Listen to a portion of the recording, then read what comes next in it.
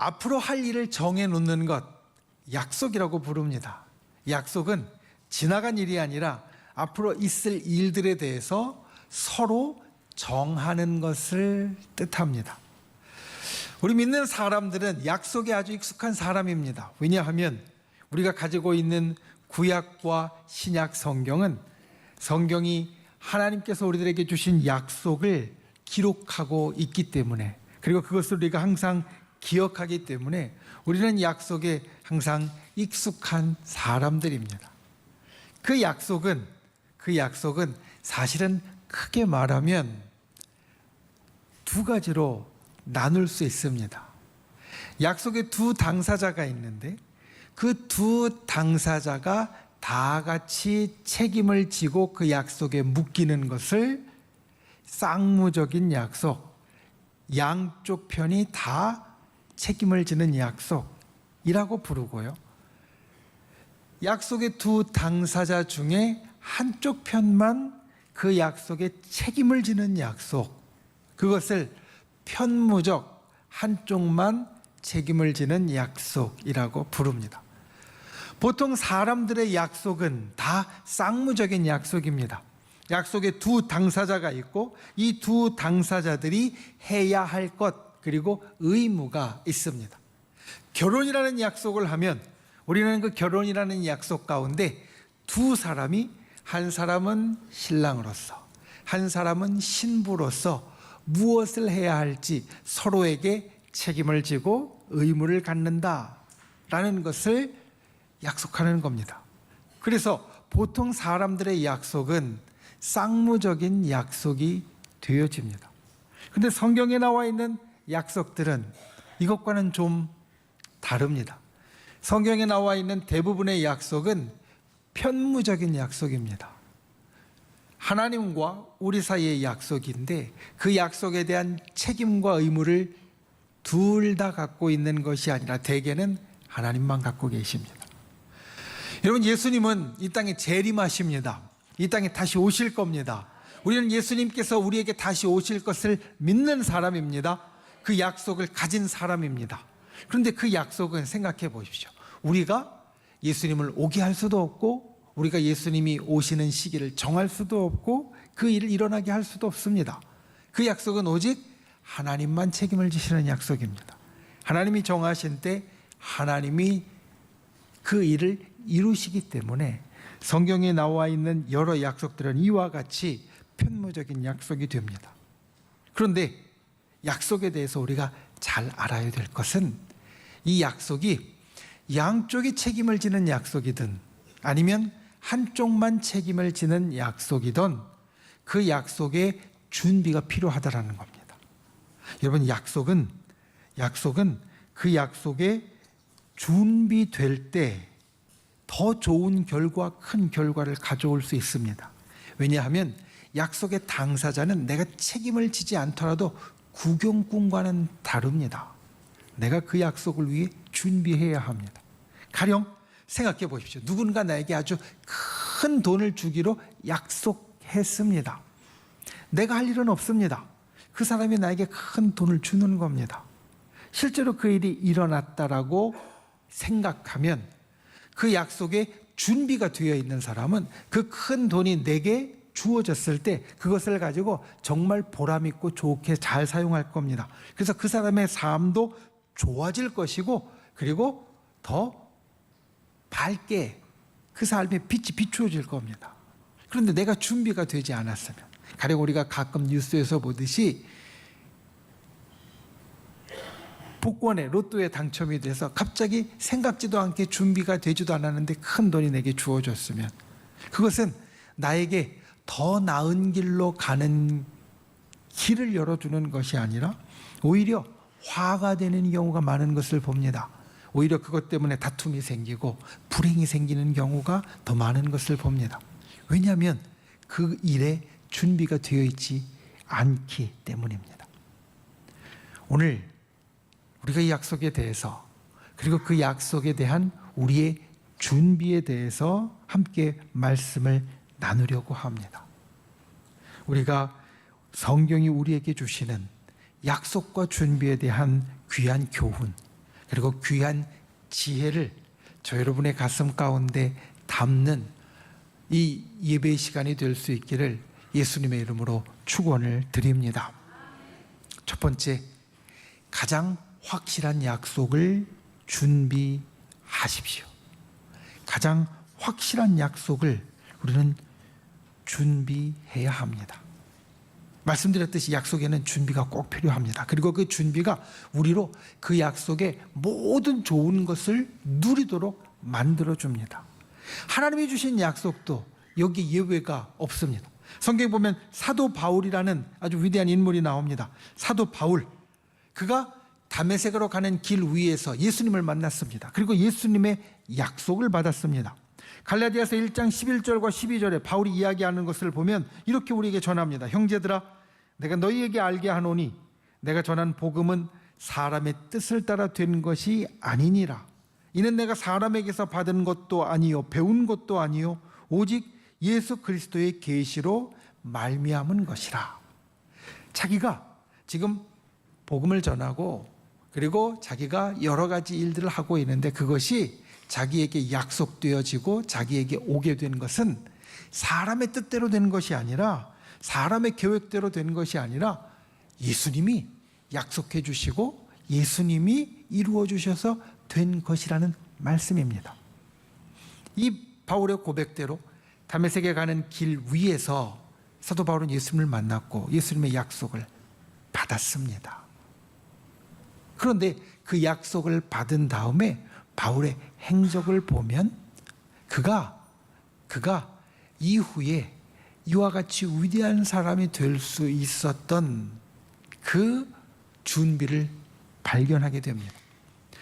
만약 우리가 예수님으로부터 그런 확실한 약속을 받았다면 곧바로 뛰어들려고 할 겁니다. 그래, 하나님이 약속을 주셨는데 내가 곧바로 뛰어들어도 되지, 이렇게 생각할 겁니다. 그런데 바울은 그렇지 않았습니다. 갈라디아서 1장 17절부터 이어지는 말씀을 보면 그는 10년 이상을 약속을 받고 10년 이상을 아라비아 지방과 다메섹과 시리아와 길리기아 지방에 머물렀다. 그러니까 당시에 하나님의 일하는 중심지인 예루살렘이 아니라 예루살렘에서 먼 곳, 저 광야에서 10년 이상의 세월을 보냈다라고 말합니다. 바울에 대해서 연구하는 사람들은 바울이 이 10년 동안에 그곳에서 그의 믿음을 견고하게 만들었고 그가 앞으로 교회에서 그리고 사람들에게 이야기해 주셨던 그 믿음의 일들, 가르침들, 신학과 철학과 사상을 발전시키고 견고히 만들었다라고 말합니다. 그것이 있었기에 바울은 흔들리지 않았습니다. 바울이 하나님의 일을 하다가 감옥에 갇혔을 때에 그는 하나님을 원망하는 사람이 되지 않고 하나님을 오히려 찬송하는 사람이 되었는데 그가 이 10년의 준비의 기간 동안에 그의 믿음과 그리고 그 이후의 일들을 잘 준비했기 때문입니다. 우리가 가진 여러 약속들이 있습니다. 사실 어떤 약속은 우리가 가볍게 여길 때가 있습니다. 지나가다가 오랜만에 친구를 만났습니다. 한 10년도 넘어서 오랜만에 친구를 만났습니다. 기쁘게 수다를 좀 떨다가 바쁜 약속, 가는 길이었으니까 우리 다음에 같이 한번 밥이나 먹자 이야기하고 손을 들고 헤어집니다. 그러면 여러분 생각해 보십시오. 그 약속이 이루어질 가능성이 얼마나 되겠습니까? 다음에 만나서 밥을 같이 먹을 가능성 한 절반 정도 될 겁니다. 왜냐하면 그 말을 할 때 반은 진심이었지만 반은 인사말로 건넸다는 걸 서로 잘 알기 때문입니다. 그런데 어떤 약속은 반드시 이루어지는 약속이 있습니다. 어떤 약속은 반드시 이루어야 되는 약속이 있습니다. 사실 약속에 대해서 생각하면서 제게 가장 확실한 약속, 중요한 약속은 무엇일까 생각해 보았습니다. 어떤 것을 항상 지키고 항상 제일 첫 번째 순위에 놓는가? 그것은 바로 예배였습니다. 다른 약속들은 때로는 상황이 생기면 미룰 수도 있고 그리고 또 그것들을 조정할 수 있지만 특별히 공적인 예배를 드리는 약속은 제가 하나님 앞에 예배를 인도하는 목회자이기 때문에 가장 중요하고 가장 확실하게 이루려고 제일 우선순위에 두는 겁니다. 그래서 사람들을 만나는 약속들이 있을 때에도 이 약속은 반드시 만나야 되는 약속이면 제가 예배 앞뒤에 만나려고 합니다. 그 예배는 항상 지키는 약속이기 때문에. 항상 지켜지는 약속에는 우리가 보다 더 주의 깊게 준비를 해야 합니다. 오늘 말씀에 보면 2절 말씀에 이렇게 이야기합니다. 모든 사람의 끝이 있다. 그것을 마음에 두어야 한다. 그래서 오늘 말씀은 사실 다른 것들보다 죽는 날이나 끝이나 초상집을 생각하는 사람이 지혜로운 사람이라고 말합니다. 사실 이것들을 우리가 살면서 생각하기 싫어하는 것들입니다. 때로는 바쁘게 살아서 잘 잊어버리는 것들입니다. 그런데 기억해야 될 것은 시작이 있으면 반드시 끝이 있는 것처럼 우리 인생이 이 땅에 태어난 날이 있으면 이 땅을 떠나가는 날도 있다라는 겁니다. 모두가 알고 있고 모두가 맞이하는 그 일을 준비하는 것이 진짜 큰 지혜다. 이것을 우리가 생각해야 한다.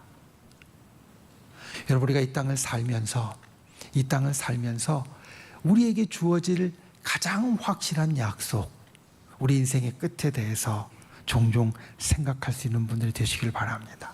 아니, 매일의 삶 가운데 잠깐이라도 그것을 떠올릴 수 있는 분들이 되시기를 바랍니다. 모든 약속이 준비되었을 때 우리에게 더 귀하고 좋은 것처럼 이 약속도 준비되었을 때 우리에게도 좋은 겁니다. 그리고 사실 이 철학자가 이야기하는 것이 세상 사람들의 이야기이기 때문에 우리에게 있는 단 하나의 가장 확실한 약속, 죽음을 이야기했지만 우리의 믿음 가운데에는 또 하나 아주 확실한 약속이 있습니다. 여러분, 우리 기독교 신앙은 부활의 신앙입니다. 죽지만 다시 살아나는 신앙입니다. 천국을 바라보는 신앙입니다. 그래서 우리가 믿음 안에서 갖고 있는 또 하나의 가장 확실한 약속은 우리에게 부활이 있고 우리에게 천국이 있다라는 겁니다. 여러분, 우리가 이 땅을 살면서 모든 인간이 맞이하는 죽음이라는 확실한 약속, 그 이후에는 하나님의 심판이 있고 그리고 그 이후에는 우리에게 천국의 약속이 있습니다. 하늘나라의 삶이 열려지게 됩니다. 이 미래를 준비하는 분들이 되시기를 바랍니다. 죽음과 부활과 천국을 준비하는 인생이 되시기를 바랍니다. 우리 인생의 가장 확실한 약속인 죽음에 눈을 감거나 피하지 말고 생각하고 준비하는 분들이 되십시오. 그리고 이어지는 부활과 천국의 약속을 확실하게 바라보는 분들이 되시기를 바랍니다. 우리가 그와 같이 준비하는 인생이 진짜 지혜로운 인생이다. 오늘 이 성경의 말씀을 기억하고 그것을 우리의 마음 가운데 새기는 저와 여러분이 되시기를 예수님의 이름으로 축원을 드립니다. 두 번째, 진짜 유익한 것을 놓치지 마십시오. 우리가 이 땅을 살면서 진짜 유익한 것, 그것을 기억하고 놓치지 않는 사람이 되십시오. 여러분, 살면서 무엇이 내게 제일 유익한 것, 제일 좋은 것, 제일 중요한 것이라고 생각하십니까? 몇 년 전에 전 세계, 특별히 선진국들을 대상으로 이와 같은 조사를 한 결과가 있었습니다. 약 17개 나라의 성인들에게 삶을 가치 있게 만드는 것, 내 삶을 좋게 만드는 것, 내 삶의 제일 중요한 것을 하나씩 꼽아보라고 했습니다. 우리나라에도 1000명이 넘는 사람들에게 조사를 했고요. 우리나라의 조사 결과를 보니까 사람들이 첫 번째로 내 인생에 제일 중요한 것으로 꼽은 것이 무엇이었느냐? 물질적 행복이었습니다. 그 안에는 어떤 것이 있었냐면 내가 밥을 먹는 수준, 그러니까 내가 좋은 것, 맛있는 것을 먹는 것, 집, 내가 사는 집, 그리고 우리 가족을 부양할 수입, 그리고 내가 빚이 있는가 없는가, 부채가 있는가 없는가, 그리고 내가 여행을 하거나 취미를 할 그러한 비용을 충분히 만들어낼 수 있는가. 이것이 우리 한국 사람들이 생각하는 제일 첫 번째 중요한 것이었습니다. 사실 아주 간단한 말로 하면 우리 한국 사람에게는 돈이 제일 중요하다라고 말했던 겁니다. 두 번째는 무엇이었느냐? 건강이었고요. 세 번째가 가족이었고, 네 번째가 취미였고, 다섯 번째가 내가 속한 집단, 공동체, 사회가 되어졌습니다. 그런데 이 조사 결과가 놀라운 것은 다른 나라들, 그러니까 17개 나라들 가운데 15개 나라 중에서 제일 중요하다고 이야기한 것, 그리고 평균적으로 제일 중요하다고 이야기한 것과 상당히 차이가 있었기 때문입니다. 17개 나라의 사람들이 평균적으로 가장 중요하다고 이야기한 것, 28%가 이야기한 것이 가족이었습니다. 우리나라에서는 한국 사람은 16%만 가족이 중요하다라고 이야기를 했는데 세계 평균으로는 28%의 사람이 가족이 첫 번째로 중요하다라고 이야기했고, 두 번째가 직업이었고, 세 번째가 물질적 행복, 돈이었습니다. 그러니 이것을 보면서 다른 나라에서는 물질적 행복, 돈이 세 번째로 중요한 것이었는데 우리나라에서는 첫 번째로 중요한 것이 되고, 다른 나라에서는 가족이 제일 중요한 것이라고 이야기했는데 우리나라에서는 가족이 세 번째로 중요한 것이 되어지는 이것을 보면서, 이게 2021년에 발표된 통계인데 여러 가지 생각을 했던 기억이 납니다. 그런데 여러분, 오늘 성경 우리들에게 주시는 권고를 보십시오. 좋은 이름이 좋은 기름보다 낫다. 그러니까 좋은 이름, 사실 이것이 상징하는 것은 우리 눈에 보이지 않는 겁니다. 내가 선하게 그리고 가치 있게 무언가를 이 땅에서 이루는 것이 좋은 기름. 좋은 기름은 확실히 오늘날에 해당하는 것으로 바꾸면 재산이나 돈입니다. 이게 훨씬 더 낫다라는 겁니다. 죽는 날이 출생하는 날보다 낫고, 초상집에 가는 것이 잔치집에 가는 날보다 낫다. 우리가 보통 볼 때 눈으로 보이면서 겉으로 느껴지는 그 것보다 눈에 보이지 않지만 정말 우리가 좋게 여기는 것들, 그것들을 우리가 마음 가운데 둘 수 있어야 한다는 겁니다.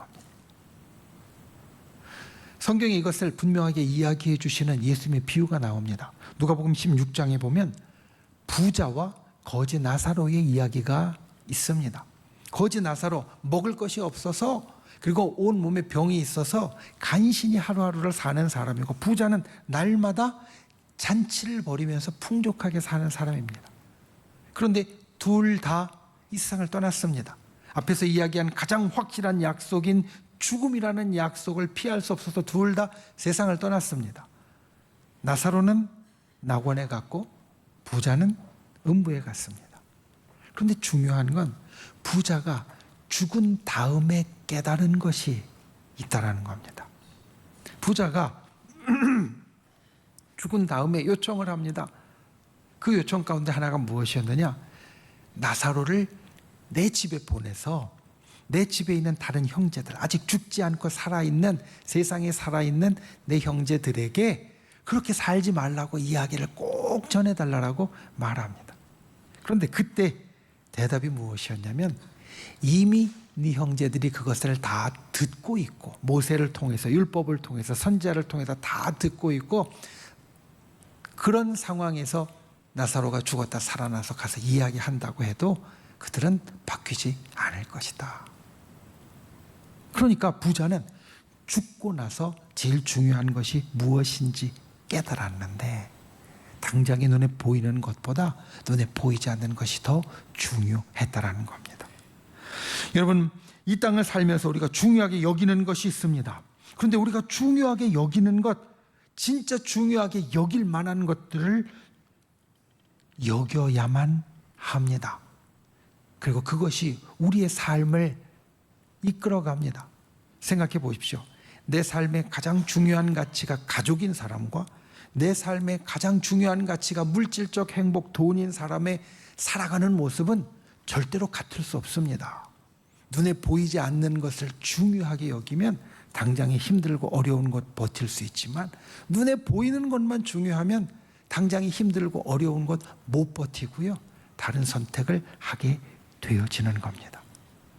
여러분, 이 땅을 살면서 우리가 꼭 기억할 것, 눈에 보이는 대로 따라가면 결국에는 후회하게 됩니다. 음식, 눈에 보이는 대로, 입맛에 끌리는 대로 맛있는 것만 찾아다니다 보면 우리는 압니다. 내 건강이 이러다가 망가지겠구나. 눈에 보이지 않는 건강을 챙기려면 눈에 보이는 음식을 절제해야 되고 피해야 됩니다. 눈에 보이는 대로 따라가는 인생은 결국은 후회하는 인생이 되어진다는 겁니다. 오늘 말씀이 그것을 이야기합니다. 당장의 풍성한 물질, 좋은 기름보다 내가 가지고 있고 남기는 좋은 이름이 우리에게 더 귀하다. 당장에 나를 즐겁게 하는 기쁨보다 내일을 위해 나를 깨닫게 하는 슬픔이 우리에게 더 중요한 것이다. 혼인집에서, 잔치집에서 나오는 감각적이고 그리고 그것을 쫓아가는 우둔함보다 진중하게 인생 전체를 바라보고 조망할 수 있는 초상집과 함께하는 것이 지혜로운 마음이고 우리 인생에 더 중요한 일이다.